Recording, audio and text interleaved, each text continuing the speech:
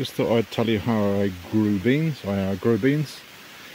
Just go into the kitchen, open up all the bean packets you've got, like haricot beans, red kidney beans, butter beans, all those dry beans you've got.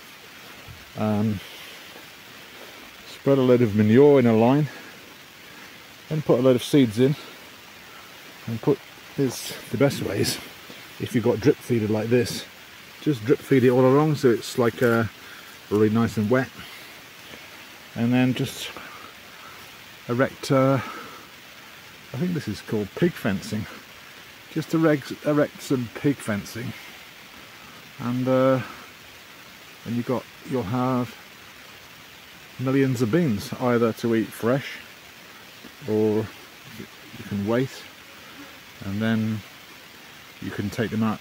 You can wait till the pods go dry and just take them out like that.